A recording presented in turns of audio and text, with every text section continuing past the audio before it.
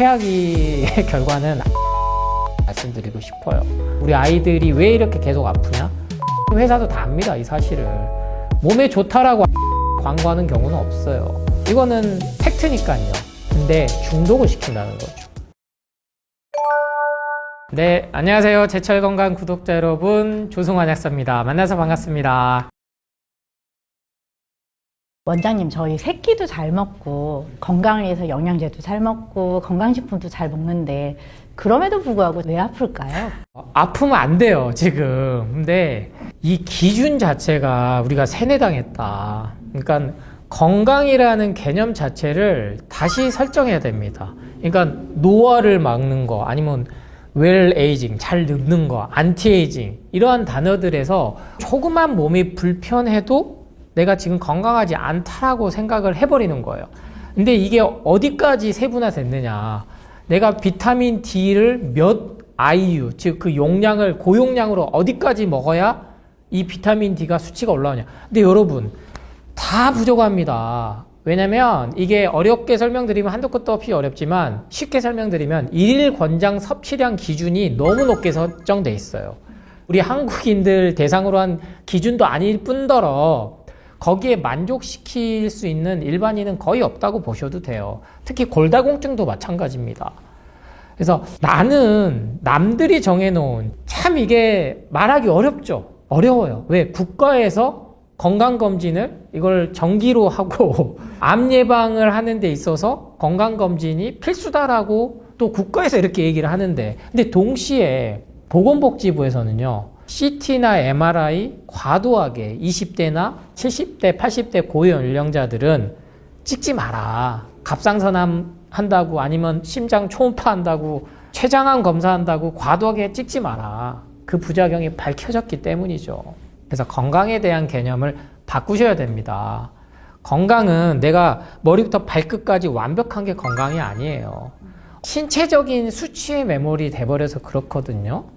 그렇기 때문에 여러분이 그 수치를 계속 정상에 맞춰서, 특히나 채소과일식 하시면서도 검사를 계속 받으신 분이 있어요. 일주일마다 받으신 분들. 왜냐면 하도 혈당 가지고 공격을 하니까 매일 자기 손가락을 10손가락도 모자라서 이제 발가락까지 찌르신 분도 있고, 연속 혈당 측정기도 하시는 분들이 있는데, 몸이 정상적으로 수치로 보면 건강해지셨으면 그분이 그러면 마음이 편하냐? 그렇지 않아요. 계속 불안해합니다. 정상이 됐음에도 불구하고 이 수치에서 조금만, 공복혈당 좀만 올라가고 좀만 내려가고, 아니면 콜레스테롤 수치, 혈압 수치, 그렇게 지낸단 말이에요. 그러면 이 마음이 불안하면 결국에는 몸도 아프다. 그래서 이 기전을, 이 원리만 깨우치시면 내가 너무 건강 강박증이 생겼구나. 근데 이거는 내가 만든 게 아니고 주위에 의해서, 마케팅에 의해서 만들어진 거구나. 그러면 다시 돌아가자. 그냥 먹는 거 내가 하던 대로 잘 먹고 잘 살아왔으니까 그냥 나는 문제가 없다. 근데 끊임없이 부족하다라고 느끼게 만드는 거예요. 먹는 것부터, 그래서 생활하는 거 있어서 모든 면에서, 잠자는 것까지, 화장실, 소변, 대변하는 것까지. 얼마나 이게 삶이 고달픕니까? 피폐해져요. 돈이 아무리 많아도 그거에 강박이 생기면 하루도 이게 행복하지가 않는다는 거죠. 그래서 저는 건강이라는 것은 어떠한 상황에 처해도 내가 긍정적으로, 부정적인 마음이 드는 걸 알아차리고, 화가 나든 아니면 짜증이 나든 우울하든 슬프든 너무 기쁜 것도 알아차려야 돼요. 너무 기뻐도 그 다음은 슬퍼지거든요. 그래서 채소과일식을 하는 것은 제가 마음 수행이다, 가장 기본적인 거다라는 말씀을 드리는 이유입니다. 건강하게 살기 위해서 반드시 피해야 할 식습관 3가지 혹시 알려주실 수 있을까요? 그쵸. 우리 유튜브 채널 보면 3가지 많이 나와요. 그죠? 제일 좋거든. 우리 한국인들은 또 3세번의 법칙이 있잖아요. 그래서 3가지 하지 마라. 뭐, 꼭 지켜야 될 거, 먹어야 될 거, 말아야 될 거. 근데 여러분, 세상은요, 일어날 수 없는 일은 없어요. 그죠? 그리고 먹지 못할 것도 실은 없습니다. 다 먹으니까요. 왜냐면 세상에 이런 일이, 그런 프로에서 하루에 수십 잔 믹스커피 드시고, 아니면은 뭐 카스 수십 병 드시고, 또 심지어 진통제, 해열제랑 같이 드시는 분들도 나와요. 근데 70, 80 돼서 병원 가면 건강하다고 나오거든요. 그러니까 중요한 거는 마음가짐이라고 제가 자꾸 강조드린 이유인데, 그분들 특징은요, 하나만 팝니다. 라면만 드시는 거예요. 삼시세끼 다. 근데 지금 여러분이 아픈 이유는 다 먹어서 그래요. 이것도 먹고 저것도 먹고. 그래서 참 여러분이 영양제를 먹고 있음에도 이게 점점점 고용량을 올려야지만이, 그건 당연한 거거든요. 내성이 생기는 거니까. 그래서 전 영양제도 조금은 쉬었다 드셔라 라는 말씀을 기본적으로 좀 드리고요. 왜? 간하고 콩팥은 너무 힘들어요. 화학 첨가제가 들어온 순간에. 그거는 누구도 부인 못하는 사실이에요. 모든 약물, 모든 백신은 부작용이 있다는 거를 알고 하는 겁니다. 왜? 득보다 실이 작다라는 그 전제하에서. 그런데 야금야금 매일 들어온 이 화학 첨가제가 간과 콩팥을 힘들게 한다. 그러면 정말 식상한 얘기지만 제일 기본적으로 술, 담배는 끊어보셔야죠. 근데 저는 이렇게 누가 여쭤보면 술하고 담배 중에, 그러면 전 둘 다는 포기 못 하겠어요. 하나만 포기해 주세요. 그러면 담배는 무조건 금연을 하셔야 돼요. 술은 주사가 없지 않는 이상 남한테 피해는 크게 안 주는 게 일반적입니다. 그래서 음주운전도 절대 하면 안 되는 거고요. 근데 담배는요, 본인도 본인이지만 주위에 피해를 줘요. 제가 채소간식 하면서 성질이 많이 죽었다고 생각하는데 유일하게 순간 이렇게 확 올라온 경우가 있어요. 길 가는데 앞에서 담배 피고 있으면서 연기 확 올 때 제가 뒤통수를 딱 때리고 싶거든요. 그 정도로 저는 눈이 아파요. 담배 연기 세고, 아니면은 저도 이제 예방원에서 상담을 오랫동안 해오면서 예민하게 제 수칙이 딱 있어요. 흡연자들은 제가 절대 문을 안 닫습니다. 상담실 문을 안 닫아요. 10분 지나면은 제가 너무나 눈도 따갑고 비염도 오고. 근데 이 담배랑 버금가는 게 우리 여성분들 죄송한 얘기지만 향수, 화장품 요거 세게 쓰시면요, 그거에 맞는 것만으로도 상대방한테 그게 가요. 그래서 비염, 아토피 평생을 못 고치시다가 향수 끊게 하고 그 다음 화장 안 하게 했더니 씻은 듯이 나으신 분이 너무 많아요. 대표적으로 저희 아내가 그렇습니다. 저희 아내 계속 설득했죠. 화장 안 해도 이쁘다. 향수 안 뿌려도 좋다. 왜? 정말 좋은 한약을 먹였는데도 이게 더딘 거 원인을 찾으면 화학적인 게 그렇게 심각하다는 거예요.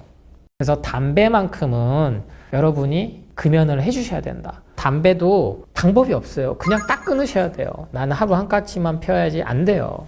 그냥 끊는데 그거를 2주에서 100일 정도까지는 하시고 다시 피신다. 이렇게 생각을 하시면 하실 수 있지. 평생 나는 금연할 거야? 그렇게는 안 됩니다. 그래서 담배만큼은 온 가족, 나와 내 가족 주위에 있는 사람들에게까지 피해를 준다라는 거. 특히 암 환자들이나 당뇨 합병증으로 눈이 이렇게 머신 분들이 많아요. 병원에서도 포기를 하신 분들이 주로 저한테 많이 오시거든요. 참 저도 죽겠습니다. 그래서 제가 뭐 의사도 아니고 의료인이긴 하지만 한약사로서 제가 진단을 할 수는 없거든요. 근데 다 포기하고 저한테 오셔서 전 해드리는 게 생활지도예요. 생활하신 분 중에 누가 담배 피신 분이 있나요? 있어요. 있다고요. 세상에 사랑하는 아내가 폐암에 걸렸는데도 담배를 피신 분이 있어요. 근데 왜? 집에서만 안 핀다고 생각하면 된다는 거예요. 밖에서 피고 온다는 거죠. 근데 이 눈이 따가운 거를 아내는 말을 못해요. 왜냐면 우리 남편이 그거 말고는 지극정성이거든요. 10년을 병수발을 한 거예요. 수술 받을 때, 항암 받을 때 모든 병원 쫓아다니고 데리고 다니면서. 근데 같이 있는 그 차 안에서 본인은 이제 죽겠다는 거죠. 그 담배를 안 펴도 거기서 몸에서 뿜어져 나오고 호흡에서 나오는 그게. 근데 그 얘기를 못 하는 거예요. 끙끙 앓는 거죠. 따로 자고 싶은데, 각방 쓰고 싶은데 안 된다고. 나 옆에 없다가 죽으면 안 된다고. 그러니까 그거는 이제 사랑이 아니고 저 이제 집착이라고 말씀을 드리는데, 그 정도로 여러분이 생각하는 거 이상으로 유해 물질이 너무 많이 나온다. 그래서 제가 이렇게 우스갯소리로 농담 반 진담만 드리지만 정말 내 몸이 주위에 누군가 아프다면 담배부터 끊어보셔야 된다. 특히 내 주위에 사랑하는 사람들이 비염, 아토피 그리고 암 환자가 있거나 당뇨 합병증으로 눈이 머신 분들이 있다면 제가 여러분한테 이렇게만 해도 좋아집니다. 이렇게는 더 말씀을 안 드려요. 하지만 현대의학 과학이 못하는 부분들이 환경을 안 바꾸기 때문이거든요. 환경. 그래서 유해된 환경을 굳이 내 돈 주고 하실 필요는 없다. 그래서 정말 뻔한 얘기지만 이 담배 하시고 술은 막 즐겁게 드시면요. 약주 됩니다. 술 한 잔도 매일 먹으면 안 된다는 게 맞죠. 간에 이제는 더 이상 무리가 가서. 근데 즐겁게 살아야지 사람이 스트레스 안 받고. 여러분이 술을 먹으면 살찐 이유는 딱 하나예요. 안주 때문에 그래요. 안주 때문에. 술하고 같이 먹는 안주 때문에. 치맥 얼마나 맛있습니까? 그죠? 소주에 부대찌개 얼마나 맛있어요. 여러분, 소주에도 이제 에리스트롤이라는 인공 감미료가 들어간다는 거 아세요? 드디어 소주에도 다 들어갑니다. 저는 이제 술을 잘 안 먹습니다만 가끔 이제 술자리나 이런 것들에서 술병을 계속 보죠. 성분이 계속 바뀌더니 그 단맛은 단맛이지만 중독을 더 시켜요. 그래서 차라리 술도 정제된 깔끔한 걸로 드셔라 했더니 이제 위스키 막 보드카 양주만 드신 분도 있는데 그 도수가 4, 50도 정도 되면 또 이거 한 번에 하기는 어렵거든요. 그래서 술은 즐겁게 드시는 건 좋다. 그런데 먹는 안주가 문제다. 그러면 마지막으로는 이제는 여러분이 기억하셔야 될 건 너무나 잘 알고 있지만 여러분이 간과하고 있는 것들. 계속 제가 강조드리고 있는 치킨무에도 들어있고 피자 먹을 때 오는 피클에도 들어있고 모든 빵과 과자, 아이스크림에 지금은 쓰이는 게 아스팜탐, 아스판칼륨, 효소 처리 스테비아. 읽어보세요. 다 그런 거예요. 덱스트린. 이런 게 예전에는 액상과당이라 그래서 옥수수 전분을 갖다가 만든 포도당에다가 이제 과당을 인공적으로 결합을 시킨 것들이 과자에 다 들어가고 그걸 또 튀기니까 거기서 또 뭐 아크릴 아마이드부터 해서 고기 태울 때 나오는 벤조피렌부터 해서 모든 독소들이 나왔는데 이 인공 감미료들이 들어간 거를 피하셔야 된다. 그래서 웬만한 빵에는 다 들어가 있다고 생각하시는 게 맞고요. 그래서 제가 빵은 통밀빵으로 드시는 습관을 가지셔야 된다. 과자, 아이스크림, 튀긴 것들. 그래서 이런 건 난 다 포기 못 하겠어 하시면 저는 일단 튀긴 것부터 제한을 하셔라. 그 다음 밀가루로 만든 탄수화물. 이걸 이제 당질 제한이라고 하는데 당류는 하위 개념이라서 아무 의미가 없습니다. 성분 함량표에 있는 당류는 여러분을 눈속임하기 위해서 만든 거예요. 탄수화물이 당질이라고 보시면 돼요. 당류는 가공된 탄수화물에 속해 있습니다. 그러면 탄수화물에서 식이섬유를 뺀 게 당질이라고 이해하시면 되는데 가공식품이라는 거는 식이섬유라든지 이러한 채소과일이 갖고 있는 성분들이 없는 거를 가공식품이라고 생각하시면 되고요. 그래서 이 당질 제한을 하기 앞서서 난 이것도 당장 못하게 하신다면 튀긴 것부터 안 먹어야 돼. 그러면 과자는 여러분들이 이거는 튀겼나 안 튀겼나 이렇게 보시면 되는 거고 아이스크림은 안 튀겼으니까 마음껏 먹어도 되지 생각하시면 최악의 결과는 아이스크림이라고 저는 말씀드리고 싶어요. 우리 아이들이 왜 이렇게 계속 아프냐? 아이스크림이 아이스크림. 아이스크림 회사도 다 압니다, 이 사실을. 몸에 좋다라고 아이스크림을 광고하는 경우는 없어요. 이거는 팩트니까요. 근데 중독을 시킨다는 거죠. 그래서 이 중독을 시키는 게 결국 뭐다? 인공 감미료다. 그래서 당류 제로, 칼로리 제로 이 마케팅에 의해서 제로 다이어트 탄산음료를 고르시는 우를 범하지 않으셨으면 좋겠다. 저는 차라리 그냥 코카콜라를 기분 좋게 드시는 게 낫지 수많은 지금 연구 결과가 인공 감미료가 더더욱 몸을 해하게 만든다. 그건 당연한 겁니다. 상식적으로 생각해도요. 그래서 이 세 가지 정도, 세 가지 얘기하니까 뭐 30가지 저도 말씀을 드렸는데 그 내용은 같다. 뭐 화학물질에서 좀 벗어나야 된다. 우리 몸은 화학물질에서 벗어난 건 결국엔 채소과일 비중을 늘릴 수밖에 없다. 그렇게 기억하셨으면 좋겠습니다. 어려서부터 가공식품을 먹고 자란 세대는 사실 끊기라는 건 좀 어려울 것 같아요. 가공식품이 건강에 미치는 해로운 영향은 어떤 것들이 있을까요? 맞습니다. 저 역시 아침에 정말 우유에 시리얼 말아먹고 컸고요. 그리고 물론 저희 어머니는 그게 유행이었을 수도 있는데 녹즙을 그렇게 많이 해주셨어요. 신선초, 케일 정말 썼죠. 근데 이걸 마셔야 우유에 시리얼을 준다? 이 조삼모사 방법이 저한테는 통했던 거죠.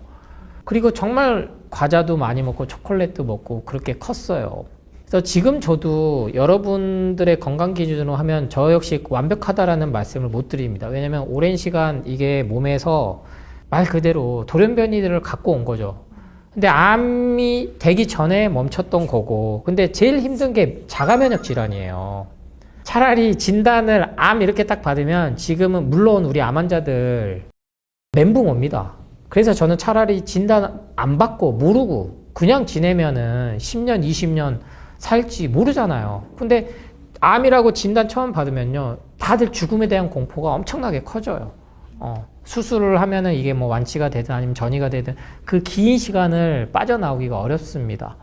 근데 이 암 진단도 안 나온 채 대부분은 지금요, 더 많은 아픈 인원들이 성인 질환이라 그래서 더 나아가선 자가 면역 질환이라는 진단명에 갇혀 살거든요. 뭐 여성분들은 대표적으로 루푸스나 베체트병이나 하다못해 아토피 질환도 자가 면역 질환이에요. 근데 이게 왜 왔냐? 안 먹어야 될 음식들, 방금 강조드린 화학물질들이 끊임없이 매일 들어오기 때문이에요. 제가 아스판탄에 대해서 계속 경고를 하니까 당연히 마케팅 회사에서는 반대쪽에서는 옹호를 해야죠. 그거 하루에 55캔은 먹어야 발암물질이 돼. 그 수치 연구에 그거는 따져볼 필요도 없겠지만, 하지만 우린 이미 모든 일상생활에서 그걸 먹는다는 겁니다. 그래서 10대부터 시작해서 20대, 이게 축적이 되니까 20대 더 많은 분들이 갑상선 저하증 아니면은 뭐 항진증 이 진단을 받기 시작하고, 그 약을 뭐 10년, 20년 먹은다고 해서 그 호르몬 수치가 정상이 됐다고 해서 안 아프지 않거든요. 부작용으로 또 계속 살이 찌고. 우리 여성들이 언제부터 갱년기 장애를 그렇게 겪었습니까? 그렇지 않았다고요. 그런데 이게 계속 쌓아 올라가니까 40, 50대 때 그게 오는 거죠. 그럼 이거를 막기 위해서 마치 또 다른 화학 첨가제 덩어리들을 또 사 먹어라 이렇게 되는 거고. 그래서 가장 무서운 것은 여러분이 자연사를 방해한다는 거예요. 아플 수 있죠. 그거는 막을 수가 없으니까요. 근데 자연사를 방해하는 게 가장 두려운 게 치매입니다. 치매. 내가 누군지를 잊어버리고 내 사랑하는 가족이 누군지를 잊어버려서 얼마나 슬퍼요. 그럼 그거를 지금 극복할 수 있는 약은 없어요. 뇌혈관 이런 개선해서 늦춰준다라는 연구도 그게 명확하지 않다라는 게 다시 또 번복됐습니다. 근데 계속 도전을 해야겠죠. 저는 제약회사가 그런 쪽에 계속 연구 결과를 해야 된다고 봅니다만, 그런 신약이 나왔으면 이미 떼돈을 벌었을 거고 노벨상을 받았겠습니다만 안 나온다고요. 왜? 근본적으로 뇌 치매를 갖고 오는 이 화학 첨가제들을 제한하게 하는 건 중점을 안 두니까요. 그래서 이게 그냥 아이스크림을 먹으면 맛있고 달고 좋은데 살만 찌는 거 아니야? 생각하신다면 모든 고혈압, 고지혈증, 이상지지혈증부터 해서 당뇨, 신장 투석을 받게 하는 원인부터 해서 심장, 왜 혈액순환이 안 된다라는 건 모든 장기들에 영향을 준다는 거예요. 모든 장기들에 영향을 준다는 것은 우리 몸의 면역 시스템인 림프 시스템을 갖다가 더 작동을 못하게 해서 결국에는 이게 림프 주머니에 갇혀있는 그 독소들이 1cm 이상 크기가 커졌을 때 암으로 진단을 받는 거거든요. 그래서 이게 오랜 시간 쌓이면 결국에는 뇌로 당연히 영향을 줄 수밖에 없죠. 오메가3 영양제를 먹으면 안 된다라고 제가 많이 강조드렸던 이유는 딴 거 없어요. 효과, 부작용을 떠나서 해양 수산물이 중금속을 지금 가장 많이 갖고 있습니다. 왜? 이거는 우리 인간의 벌이죠. 지구를 병들게 했는데 모든 게 바다로 가서 거기에 있는 해양 수산물들이 중금속 함량이 아주 높아요. 그래서 가장 대표적인 우리 주위에 있는 다랑어, 참치 이런 애들입니다. 고등어도 마찬가지고요. 근데 이 생선을 가지고 영양제 오메가3를 추출해서 만들었다? 중금속에서 자유로울 수가 없죠. 그래서 초저인 게 식물성 RTG 오메가가 불티나게 또 마케팅이 된 겁니다. 돈은 더 들어요, 훨씬. 생선을 가지고 만든 것보다. 근데 중금속에서 자유로울 수 없다라는 걸 안 거예요, 제약회사도. 그래서 여러분이 이 중금속에 대한 것도 같이 경각심을 가지시면서 이 중금속과 화학 첨가제들이 만났을 때 그 기전은 결국에는 우리를 치매와 암 그리고 각종 만성질환, 자가면역질환을 갖고 오는 원인이다. 원인은 이미 다 밝혀졌지만 여러분이 원인을 모른다고 해야 여기 가서 검사도 받고 저기 가서 또 검사도 받고 용하다는 데 가서 또 검사 한 번이라도 더 받을 수밖에 없는 거예요.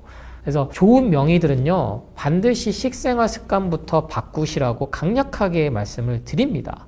인공화학 첨가물로부터 먼저 조금은 아예 안 먹을 수는 없어요. 근데 조금은 쉬시는 시간을 반드시 가지시기 바랍니다. 사람들이 건강에 대해 걱정을 많이 하잖아요. 건강 염려증을 극복하려고 하면 어떻게 해야 할까요? 다 죽어요, 여러분. 생로병사 중에, 그러니까 지구상에 가장 확실한 거는 태어남이 있다, 죽는답니다. 이거는 그 누구도 예외가 안 돼요. 근데 역사에서 보면 이 죽음에 대한 두려움과 공포가 인간에게 가장 컸습니다. 그래서 수많은 그런 권력자나 독재자들이 권력을 잡고 나서 했던 게 어떻게 하면 더 오래 살까? 진시황이 그랬고 만리장성을 쌓은, 그리고 로마 황제 네로가 대표적으로 그랬고요. 심지어 이 네로는 폭군으로 알려져 있는데 다른 별명이 버섯왕이었어요. 버섯을 갖다가 귀한 버섯을 이제 진상을 하면 황금으로 그만큼 바꿔줄 정도로 그렇게 돼 있었거든요. 그러니까 이게 얼마나 인간이 집착을 한다는 걸 알 수가 있다는 거죠. 그래서 이 건강, 염려, 강박, 집착은 지금 우리나라는 세계적으로 경제적으로나 군사적으로나 그리고 정치적으로나 모든 게 성숙해서 먹고 살만해지다 보니까 소비를 할 수 있는 게 어떻게 하면 더 오래 살까? 어떻게 하면 안 아프고 살까? 근데 안 아플 수는 없어요, 여러분. 여러분들이 착각하는 게 안 아프고 나는 건강하게 사는 게 목표지 오래 살고 싶지는 않다라고 자꾸 그렇게 세뇌돼서 얘기를 하는데 그게 실은 죽음을 두려워하는 거예요. 그러니까 아파봤자 죽기밖에 더해? 이렇게 생각을 하셔야 인생이 편하거든요. 까짓 건 뭐 죽기밖에 더해? 이렇게 가야 되는데 죽는 게 두렵게 만들어버린 겁니다. 근데 그 죽는다는 게 언제 죽을지는 아무도 모르는데 여러분 계단 오르기 운동 안 하고 하루에 8,000보 안 걷고 하면 근육이 빠져가지고 나이 들수록 낙상을 당하고 이렇게 되면 또 골절돼서 여러분은 또 결국에는 못 움직이면 뇌 활동이 저하돼서 치매가 와서 쓸쓸하게 병원에서 죽을 거예요. 그래봤자 죽기밖에 더 하냐고요. 그죠? 우리나라 지금 수준에는 아픈 거보다는 근본적으로 인간의 삶에 대해서 실은 이게 철학적 종교적으로 접근하기 이전에 내가 현재 어디서 왔고 어디로 갔는지에 대한 그런 물음에 대한 그런 것들을 한 번쯤 해보셔야 돼요. 실은 40, 50대 때 그걸 하지 않으면 60, 70대 때 그 부작용이 옵니다. 40, 50대 때 애들 키우고 아니면은 직장 다니고 여러 가지 이유로 나의 존재에 대해서 내 인생에 대해서 미리 생각을 안 하시면 60, 70대 때 반드시 이게 강하게 와요. 그러니까 인생이 허해지는 거죠. 우울해지는 거고 이렇게 살면 뭐 할 거냐라는 생각까지 가는 거고. 근데 이걸 끊임없이 건강 쪽에 있는 걸로 자극을 주는 거예요. 이거 먹어보세요. 이거 해보세요. 여러 가지. 그렇게 해야 돈을 기업은 버니까요. 그게 절대 나쁜 게 아니라는 말씀 자꾸 드려요. 상업주의, 자본주의가 있을 수 있는 건 민주사회이기 때문에 그게 가능한 거예요. 그래서 저도 여러분께 이런 말씀을 드릴 수 있는 거고, 민주주의는 다른 거 없습니다. 제가 이런 얘기 했다고 했을 때 기분 나쁘다고 못하게 하면 그건 독재인 거예요. 그죠? 근데 저쪽은 나빠! 이렇게 하는 것도 민주주의가 아니에요. 근데 여러 다양한 채널들을 통해서 정보들을 취합하고 거기에 맞춰서 내 선택을 했을 때 그 선택에 책임을 지면 되는데 지금은 소위 말하는 전문가들에 의해서 건강을 만들어 나가려고 하고 건강을 챙긴다는 건 결국 내 인생을 만든다는 그 가장 기본인 자산을 쌓는 건데 남에 의해서 그게 만들어지고 끌려다니니까 계속 흔들리고 불안하다. 그래서 건강염려증, 집착, 강박에서 벗어나는 건요. 첫 번째, 죽음에 대한 공포를 극복하셔야 된다. 그래서 인생 뭐 있어? 해가지고 매일 오늘부터 나는 치맥 먹고 싶은 대로 다 먹을 거야! 까짓것. 인생 한번 사는 거지. 이러신 분들이 매일 병원 간다고요. 간 수치 검사하고. 그러니까 그렇게 사실 거면 차라리 기분 좋게 쭉 사시고 배가 나오면 어때요? 배가 이렇게 나오면 어때? 나는 행복한데. 근데 그거를 갖다가 먹은 건 먹은 대로 먹고 뱃살은 또 빼야겠다고 하니까 무슨 다이어트 유산균을 꼭 먹으니까 이게 몸이 탈이 나는 거예요. 그래서 죽음에 대한 공포는 종교적인 것도 그래서 있는 겁니다. 인류 역사 문화가 생기면서 죽음에 대한 공포 때문에 종교적인 것도 아주 왔고요. 그리고 근본적인 그러한 물음을 계속 던지셔야 돼요. 그래서 죽음에 대한 두려움이 내가 있구나. 그거를 받아들이시면 아프다라는 거에서 벗어나실 수 있습니다. 원장님 책을 읽다 보면 자가 치유력을 키워라라고 하는데 자가 치유력이 뭔가요? 네, 자연 치유라고도 얘기를 하죠. 불과 뭐 1, 20년 전만 해도요. 자연 치유, 자가 치유 이러면 무조건 민간요법이다, 대체요법이다. 이렇게 아주 비과학적이다라는 인식이 많았었어요. 하다못해 맨발 걷기만 해도 이거는 자연 치유죠. 이것저것 다 해도 안 나았던 것 중 하나가 족저근막염이거든요. 진짜 많은 분들이 정형외과 가서 의외로 많이 진단받는 게 족저근막염이에요. 근데 이거요, 쉬라는 거예요. 그리고 신발 좀 기능성으로 신지 말라는 겁니다. 몸에서 주는 신호예요. 아무리 신발 기능성 점점점 찾아서 돈을 거기다 썼더니 결론적으로는 발 근육이 약해지는 거거든요. 근데 발근육을 자연스럽게 가장 우리 몸에서 예민한 곳이 원래는 발이라고요. 손하고 발. 그래서 양손이 없으신 분들이 발을 정말 손처럼 자유자재로 쓰신 분들이 너무나 많아요. 근데 그런 분들이 어떻게 그 신발을 신고 그렇게 하시겠어요? 그러니까 이것처럼 현대 과학이라는 이름으로 과학은 계속 바뀝니다. 계속 바뀌어요. 특히나 지금은 연구 논문이란 것들은 뭐든지 팔기 위한 쪽에서 주는 연구비, 제약회사들부터 해서 모든 게 식품회사 관련돼 있어요. 연구비 지원해 준 거에 걸맞는 연구 논문들이 나오고 정보들이 나와서 거기 헤드라인만 따서 준단 말이에요. 그 내용은 살펴보지 않고요. 그렇기 때문에 뭔가에 이게 돈을 쓰기 위한 것을 떠나서 정말 여러분이 지금 몸이 안 좋다면 몸도 마음도 자연에 가깝게 만드는 게 맞다. 왜냐하면 우리 인간은 절대로 자연에서 벗어나 살 수 없게 설계가 아직은 되어 있다. 먹는 것만 조절이 돼도 물론 콘크리트 안에서 벙커 안에서 20-30년도 살 수 있겠습니다만은 근본적으로 우리는 햇빛을 쐬고 흙을 밟고 그리고 몸이 원래 먹어왔던 채소 과일식을 먹으면서 이게 밝혀진 게 몸에 있는 림프 시스템으로 현대 과학이 밝혀놓은 건데 잘 안 알려줍니다. 왜? 이 림프 시스템 해독하는 방법만 알면 병원 갈 일이 없어요. 약 먹을 일이 없어요. 영양제 먹을 일이 없어요. 근데 이 림프 시스템 해독하는 거는요, 간단해요. 독소가 일단 쌓이지 않게 하고 쌓인 독소를 배출해내는 거거든요. 이게 자연치유, 자가치유고 그 능력을 우리는 원래 갖고 있다. 원래. 근데 여러 가지 이게 변수들이 많죠. 이번 우리 전 세계를 공포에 몰아넣었던 코로나 팬데믹처럼 여러 가지 의도하지 않든 의도하든 아니면은 내 의지와 상관없이 맞아야 되는 백신도 있고 먹어야 되는 약물도 있고 근데 그러한 것들까지도 시간을 두면 결국에 회복을 하는데 그걸 못 기다립니다. 왜? 당연하죠. 지금 당장 머리만 아프면 우리는 두통제 먹는 게 맞는 거고 당장 기침이 나고 콧물이 나오면 항생제 먹어야 된다고 생각을 하니까요. 근데 그 시간을 조금만 주면 반드시 우리 몸은 회복을 하고 저는 이 회복을 하는 데 있어서 채소과일식이 가장 강력한 당연하죠. 항산화 성분이니까 항암 성분이니까 근데 이것을 효율적으로 여러분이 드실 수 있는 갈아먹든지 즙이든 착즙에 대해서는 해보지 않으시면 이건 절대 알 수가 없어요. 그래서 자연치유, 자가치유력을 최대한 극대화시키는 림프 시스템을 회복하는 방법 중에 가장 효과가 좋은 것은 채소 과일을 갖다가 원물로 먹고 갈아서도 먹고 때로는 착즙으로도 드시는 방법을 꼭 해보셨으면 합니다. 말씀 주신 우리 몸의 자연 치유력을 높이려고 하면 림프 시스템이 활성화되어야 되잖아요. 근데 피해야 하는 음식들도 있을 것 같아요. 어떤 것이 있을까요? 맞습니다. 이 림프 시스템은요, 종교적으로 보면 5,000년으로 생각하신 분들이 있고요. 진화론적으로 이게 우리 초등학교 과학책부터 들어가는 내용입니다. 700만 년이라는 시간이 걸렸어요. 우리 인간이 여기까지. 소위 말하는 우리 인류가 여기까지 오는 데는 정말 오랜 시간, 더 나가서 1500만 년도 보시는 경우가 있는데 호모 사피엔스 종이 이르기까지는 정말 우리 몸은 지구와 함께 진화와 아니면 적응을 해왔다고 보셔도 돼요.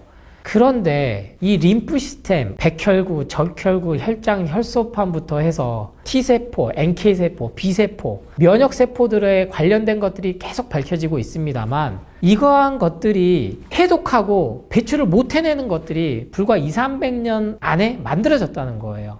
물론 말라리아나 아니면 홍역이나 하다못해 수두에 대해서는 여러 논란도 있습니다만 이러한 것들이 몸에 주입되는 약물로 인해서 더 수명을 연장시켰다. 이러한 것도 분명히 존재할 수 있죠. 근데 궁극적으로는 이 림프 시스템 체계를 교란시키고 더 나아가서 면역 시스템을 망가뜨린다는 것도 확인이 됐어요. 근데 이건 잘 안 알려줍니다. 정말 공부를 많이 해야 되고요. 유튜브에서도 이런 얘기는 하기가 어렵습니다. 정말 어려워요. 그래서 참 한계가 있다. 그래서 결국에는 궁극적인 것들도 원인은 따로 있습니다만 정말 몸을 면역 시스템을 망가뜨리는 우리는 일상생활에서 우리가 제한할 수 있는 것들부터 얘기를 해보면 결국에는 이 화학물질들이다. 그래서 채소 과일을 제가 먹을 때 설탕에 절인 거는 피해주세요. 말린 거는 가급적 피해주세요. 황도 저도 정말 많이 먹었거든요. 어렸을 때 병문안 갈 때 사갖고 가면 거기 앉아서 따서 제가 다 먹고 왔던 기억도 나요. 너무 달고 맛있으니까 그 국물 다 마셨다고요. 근데 이제는 안 먹죠. 왜? 아, 이게 중금속 덩어리구나. 전쟁통에나 먹는 거구나. 참치캔도 우리가 전쟁통에나 먹는 거예요. 비상 상황 때 먹으려고 통조림이 실은 유통이 되고 개발이 된 겁니다. 스팸도 그건 마찬가지겠죠. 카니보 다이어트라는 게 지금도 잊을만 하면 계속 나와요. 육류를 완벽하게 했을 때 몸이 좋아진다. 그렇게 생각하시면 되는데, 황제 다이어트라고도 불리는 이 고기를 할 때 그분들도 피하시라고 말씀 주는 게 뭐냐? 가공육이에요. 딴 거 없어요. 햄, 베이컨, 소세지, 부대찌개에 들어가는 여러 가지 햄들 맛있습니다. 맛있게 만들려고 여러 가지 향미 증진제부터 해서 대표적인 발암물질로 꼽히는 아질산 나트륨, 이게 우리 몸에 들어오면 아질산염으로 바뀌어서 그게 바람을 갖고 온다는 게 확인됐기 때문에 발암물질로 이미 1군으로 지정이 됐어요. 그럼 이렇게 얘기하죠. 아니, 김치도 2군 발암물질로 지정됐는데요? 그럼 김치도 먹지 말아야 되나요? 이게 연계가 된 겁니다. 김치 만들 때 요새 어떻게 만드는지 여러분 성분 함량표 보세요. 똑같이 아질산 나트륨 적혀있는 김치가 있습니다. 실제 젓갈에도 들어가거든요. 그리고 유통을 시켜야 되니까 인공감미료 쓰고, 맛을 더 내려고 글루탄산 나트륨, 이게 예전에 말한 MSG예요. 예능에서 말하는 재밌게 더한다 할 때 MSG가 웃을 일이 아닙니다. 글루탄산 나트륨이 들어간 김치가 그래서 발암물질로 들어간 겁니다. 왜? 나트륨 함량이 너무 높아서 그게 우리 몸을 병들게 한다는 것 때문에. 그래서 이 림프 시스템을 병들게 하는 거는 단순해요. 이게 조선왕조 시대 500년처럼 돌아가라는 것도 아니고 1000년 전으로 돌아가는 것도 아니고, 불과 200~300년 전에 우리 인간이 먹어왔나? 그 기준을 삼으시면 당연히 안 먹어왔던 게 몸에 들어오니까 그거를 해독하느라고 간과 콩팥이 부하가 걸려서 온갖 몸으로 살려고 보내는 게 지방이 되고, 그게 이제 갈색 지방은 좋다, 뚱뚱한 지방은 안 좋다라고까지 또 이렇게 마케팅이 나오는 거지만, 실제로 지방은 몸이 살려고 살을 찌우는 거다. 근데 반대로 진짜 에너지원으로 쓰이는 지방도 있습니다. 근데 이 인공 화학물에 의해서 도저히 배출이 안 돼서 살로 찌워진 지방이 점점 많아지니까 우리 몸이 아픈 거고, 림프 시스템이 한계에 다다랐을 때 이게 암으로 진단받기 시작한다. 한 번쯤 이 단식을 어렵게 생각하실 필요 없고, 간헐적 단식도 좋고요. 무슬림에서 아직도 시행하고 있는 라마단은 계속 굶는 줄 아시는데 하루 종일 안 먹다가 저녁 해지면 먹기 시작하는 거거든요. 그러니까 폭식을 해요. 또 폭식을 한다고요. 근데 그 폭식도 이제는 막 그 인공 감미료 들어간 걸 먹으니까 점점 무슬림 그분들이 막 살이 더 찌기 시작하는 게, 그게 연구 논문에서 나오는 거예요. 대부분 원래는 이게 슬림했는데 중동 지역 분들이 라마단이라는 가장 큰 단식에 의해서, 유대교인들도 마찬가지고, 왜 갈수록 배가 나오지 봤더니 하루에 한 끼 먹는데, 아니면 일주일 만에 먹는데 그 첫 끼니가 피자 이런 걸 먹는다는 겁니다. 죽어있는 음식을 먹는다는 거예요. 핫소스 막 엄청 뿌려 먹는다는 거예요. 맛있으니까, 입맛을 자극하니까. 이런 것들을 기억하시면 좋겠습니다. 원장님께서 방금 간헐적 단식 말씀 주셨는데, 초보자들이 쉽게 접근할 수 있는 간헐적 단식을 소개시켜 주실 수 있을까요? 맞아요. 이게 초보자용, 입문자용, 전문 이렇게 다 나뉩니다. 그래서 분명한, 저는 또 레시피나 이런 거는 안내 가이드는 필요하다고 봅니다. 근데 거기에 매몰되지 말라. 답은 없다. 거기에서 내가 나한테 맞는 거를 찾아야 된다라는 말씀을 항상 전제로 드리고, 간단해요. 여러분 너무 어렵게 생각하지 마세요. 저녁 8시 넘으면 안 먹어야 된다, 이렇게 생각하시면 돼요. 어려워요. 근데 이거 진짜 어렵습니다, 여러분. 저녁 8시부터 최소한 아침 6시까지. 그래서 이것도 어려워? 그러면 저녁 10시부터 아침 8시까지. 근데 이거 어려워? 상교대 하신 분들이 생활 반대잖아요. 그죠? 이교대 하신 분도 반대고. 그러면 하루에 내가 최소 8시간 정도는 물, 채소 과일 외에는 다른 건 안 먹는다. 통곡물 견과류도 여기에 들어가요. 근데 구운 거라든지 염을 한 거는 안 들어가고요. 그러니까 자연에서 온 거 그대로 빼고, 물론 제가 항상 강조드리는 이제 채소 과일을 가공해서 원료로 만든 주스 제품들, 거기에 성분 함량을 보셔서 인공적인 게 안 들어간 거는 드셔도 됩니다. 그러니까 10시간에서 8시간을 쫄쫄쫄 굶으라는 게 아니에요. 그래서 입문 초보자분들은 절대 굶지 마시고, 공복에 내가 먹어야 될 것은 10시간 정도는, 최소 8시간 정도는 채소, 과일, 통곡물, 견과류만 먹자. 이렇게 기준을 세우시면 돼요. 이것만 해도 우리 몸 좋아지거든요. 그래서 주구장창 공복에 채소, 과일 먹으면 안 된다라는 썸네일들이 계속 뜨는 겁니다. 그래서 해보세요. 이거는 아니 우리 인류가 제가 앞서 설명드렸듯이 지난 1500만 년 동안 먹고 살아온 게 채소 과일인데 바나나인데 다 죽었어야죠. 그러면 먹을 게 뭐 그 시절에 뭐 햄버거를 먹었겠어요? 뭘 먹었겠어요? 빵을 먹었겠어요? 그러니까 쉽게 생각해서 간헐적 단식은 내 주어진 상황에 맞춰서 8시간은 최소 내가 안 먹어야 된다. 자다가도 드시는 분들이 진짜 있어요. 자다가 일어나서 배고프다고 드시고 주무시는 분들 정말 많습니다. 이 영상 보시는 분 중에는 없길 바라지만 자다가는 절대 먹으면 안 돼요. 이건 기본적으로 안 하셔야 될 거니까 제가 말씀 안 드렸다가 의외로 살찌는 이유를 모르시다가 자다가 그냥 드시고 다시 주무시고 그러신 분도 있다고요. 왜? 포만감에 잠이 더 잘 온다라는 이유로. 그래서 잠자는 시간 8시간은 그때는 물 외에는 드시지 말고 그 다음 깨어있는 16시간 중에 8시간은 채소과일식, 통곡물, 견과류만 실천하면 그거 생각보다 쉽지 않아요. 그래서 이것부터 그래서 8시간을 2시간, 3시간, 4시간 이렇게 늘려나가는 걸로 해서 결국에는 포기만 안 하시면 돼요. 포기만. 그래서 제가 시간을 딱 강박 갖고 하시지 말고 하루 시작을 사과 하나, 바나나 하나 이렇게라도 시작하셨으면 그건 성공한 거다. 자그마한 것부터 실천해 보시기 바랍니다. 이렇게 얘기를 듣다 보니 원장님의 일상이 되게 궁금해지는데요. 원장님의 일상을 혹시 말씀해 주실 수 있을까요? 저는요, 여러분하고 똑같아요. 새해 이제 시작돼서 우리 제철 건강 오랜만에 오는데 이 건강 쪽의 알고리즘이 바뀌어야 되는 상황들이 막 생겼단 말이에요. 정치적으로.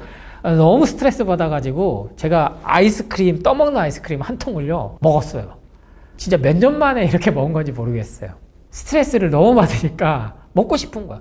사람은 끊을 수는 없어요. 돈가스 어떻게 끊습니까? 피자 어떻게 끊어요? 라면 어떻게 끊어요? 커피 어떻게 끊어요? 다만 저는 방금 말씀드렸듯이 아이스크림을 통으로 이렇게 제가 퍼먹은 거는 거의 한 4, 5년 만이었던 것 같아요. 10년 전에는 매일 먹었거든요. 근데 10년에 걸쳐서 바꿔보니까 비중이 7대3 정도 됩니다. 저는 8대2, 9대1도 안 해요.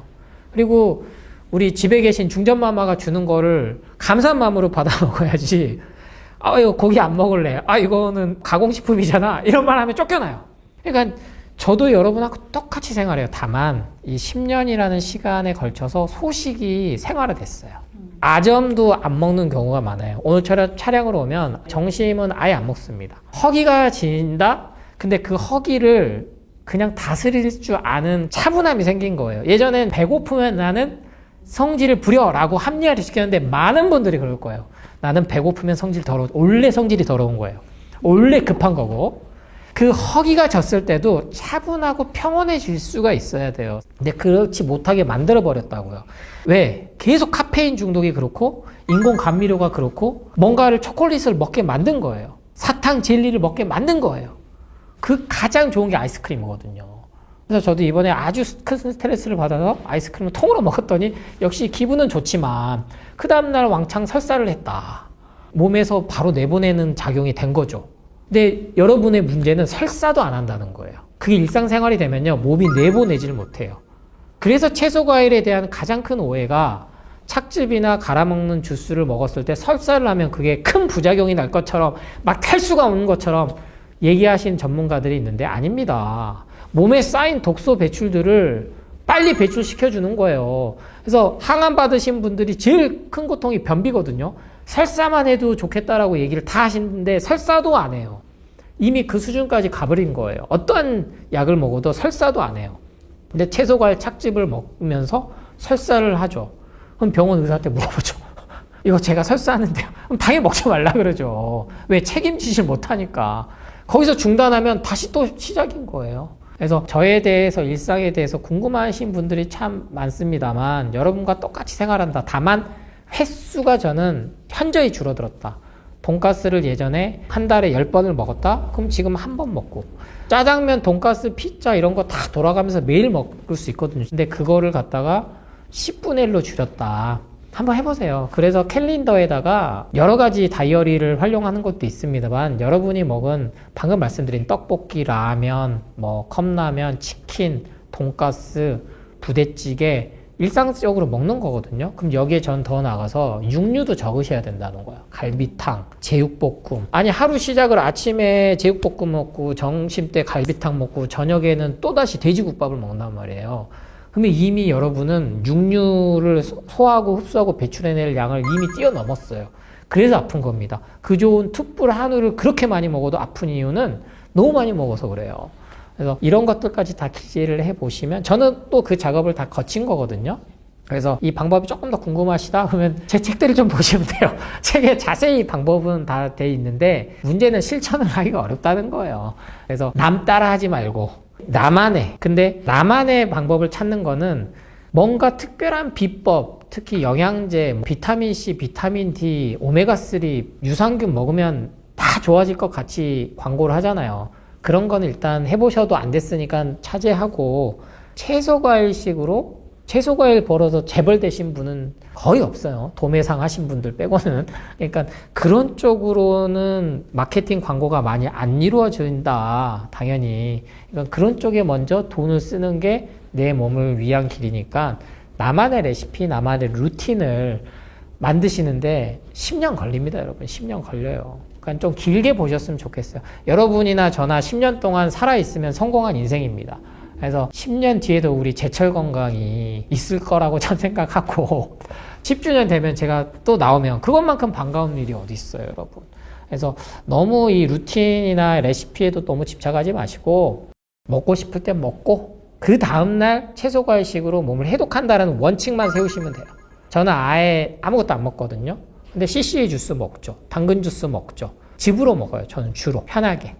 그게 그러면 모든 에너지원들이 보충이 됩니다.